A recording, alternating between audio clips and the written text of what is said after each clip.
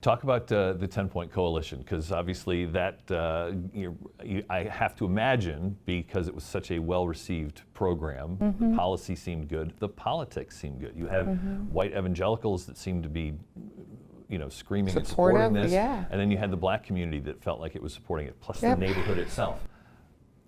And here I am caught in the middle of it, right? Well, yeah. And so what changed? This was. It felt like the last time we talked, it was something the city wanted to expand, and suddenly now it's something we've dropped.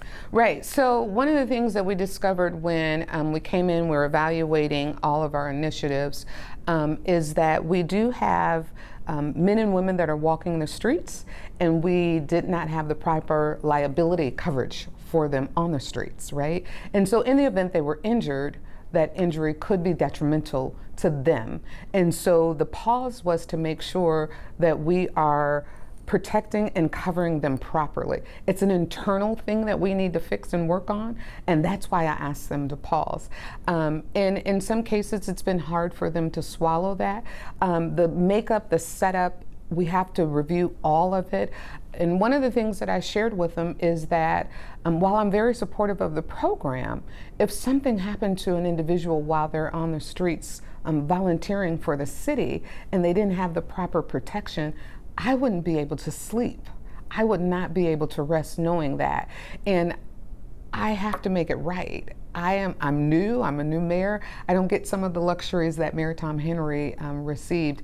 And so it's my responsibility to make sure that while they're volunteering to do work for the city of Fort Wayne, that we're protecting them in that work. And that's why I asked it to pause for a moment. So is the city then, is this just simply you're figuring out the insurance behind it and then the program will resume as it did? We're figuring out the insurance, we're figuring out the structure, we're figuring out how to make it sustainable, whether that's a 501c3 for the community to be able to keep it moving forward. We're figuring out what's right and evaluating how we can make sure to not only protect the city of Fort Wayne and their interests, but to protect the men and women who volunteer to provide their services for 10-Point Coalition. Why wasn't that issue, I guess, raised in the many years before? How did this bubble up to you and not to Mayor Henry? I don't know that it wasn't, and I don't know that that it hadn't been conversations. I wasn't, of course, here at that time, but I do know that these things have come to awareness under my administration now. And again, I don't have the luxury of not making sure we don't do it right. We need to make sure that we address it correctly. So dispel some rumors. Was there anyone telling you that the program was too Christian? No. And I'm a believer, so that's what's so hard to believe, right?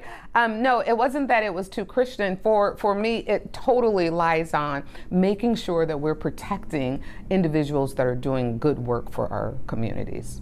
So will you allow the program to wither? I mean, is this, like, how high a priority is this? What expense, what insurance policy are you going to go through? Or is it doomed? I don't want to say doomed. Is it, is it you guys solve it, the city's out? No, I've been in conversations with the steering committee. I gave recommendations on what I thought would be a good solution to being able to help them. It has grown so large with the 3 pillars that it has. It's Fort Wayne United, 10-Point Coalition, the Black Male Initiative underneath it, and United Front. All of that falls under the umbrella of Fort Wayne United. It's expanded, it's done great work. I think it's best served for them to be able to be a 501c3, and perhaps there's a space where the city could help with maybe access to building space or partnerships in there somewhere.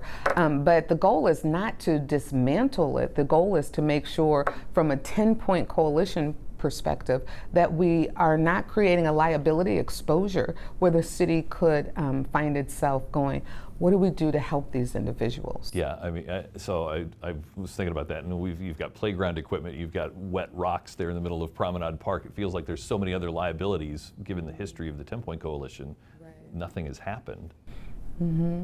but insurance ruins all the fun? Insurance runs all the fun. It could. And I served as a 32-year insurance agent. And I'm married to an insurance executive. So final question on that. Do you worry about the other way, the converse, that if something now were to happen in that neighborhood, because there haven't been the 10-Point Coalition boots on the ground for the last month or so, if something were to happen there, would you feel any sense of guilt that direction? You know, there's been a lot of things that happens in all communities. And I know the comfort that 10-Point Coalition provided to residents in Southeast Fort Wayne. As Vincent Village's executive director at the time, we partnered together. So I want to dispel the myth that I am against 10-Point Coalition. And what I can say is that our city police officers are still in the street, still making sure that Fort Wayne and Southeast Fort Wayne and the Oxford community is safe as well. But I also want to make sure that we're protecting the city's interests and the men and women of 10-Point Coalition to make sure that we do it right. I don't get the luxury that Mayor Henry had.